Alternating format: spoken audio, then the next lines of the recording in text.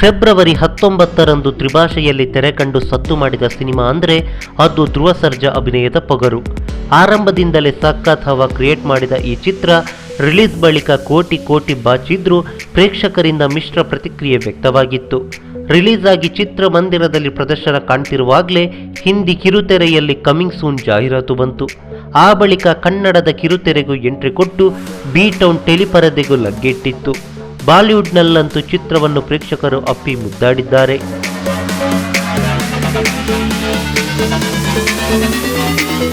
RKD ಸ್ಟುಡಿಯೋದವರು Pogaru ಚಿತ್ರದ Hindi dubbing ಹಕ್ಕನ್ನು ಪಡೆದುಕೊಂಡಿದ್ದು ಅವರ ಯೂಟ್ಯೂಬ್ ಚಾನೆಲ್ನಲ್ಲೂ ಚಿತ್ರವನ್ನು ಅಪ್ಲೋಡ್ ಮಾಡಿದ್ದಾರೆ. ಏಪ್ರಿಲ್ 25ರಂದು ಅಪ್ಲೋಡ್ ಆಗಿರುವ ಈ ಸಿನಿಮಾ ಕೇವಲ 4 ದಿನಕ್ಕೆ 4 ಕೋಟಿಗೂ ಅಧಿಕ ಮಂದಿ ಚಿತ್ರವನ್ನು ವೀಕ್ಷಿಸಿದ್ದಾರೆ. ಕೇವಲ ಉತ್ತರ ಭಾರತೀಯರು ಮಾತ್ರವಲ್ಲ, ವಿದೇಶಿಗರು ಕೂಡ ಚಿತ್ರವನ್ನು ವೀಕ್ಷಿಸಿ ಜೈ ಆಂಜನೇಯ ಎಂದಿದ್ದಾರೆ.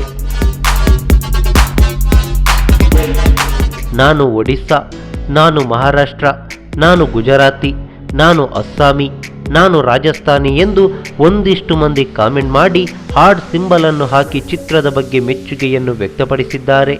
ಅಷ್ಟೇ ಯಾಕೆ, ತ್ರಿಪುರಾ, ಜಾರ್ಖಂಡ್, ಒಡಿಸ್ಸಾ, ಜಮ್ಮು ಕಾಶ್ಮೀರದ ಮಂದಿಯೂ ಧ್ರುವ ಅಬ್ಬರಕ್ಕೆ ಫಿದಾಗಿದ್ದಾರೆ. ಇದು ಜಸ್ಟ್ ಸ್ಯಾಂಪಲ್ ಅಷ್ಟೇ. ಇದೇ ರೀತಿ ಉತ್ತರ ಭಾರತದ ಸಿನಿ ಪ್ರೇಕ್ಷಕರು ತಮ್ಮ ರಾಜ್ಯ, ತಮ್ಮ ಊರಿನ ಹೆಸರು ಹಾಕೊಂಡು ದಕ್ಷಿಣ ಭಾರತದ ಚಿತ್ರಗಳಿಗೆ ಶಾಬಾಷ್ ಅಂತಿದ್ದಾರೆ. ಮತ್ತೊಂದೆಡೆ ಉತ್ತಮ ಆಕ್ಷನ್ ಚಿತ್ರಗಳಲ್ಲಿ ಇದೊಂದು. ಹಾಗೆ ದಕ್ಷಿಣ ಭಾರತದ ಸಿನಿಮಾಗಳು ಯಾವತ್ತಿಗೂ ಬೆಸ್ಟ್ ಎಂದು ಕಾಮೆಂಟ್ ಮಾಡ್ತಿದ್ದಾರೆ.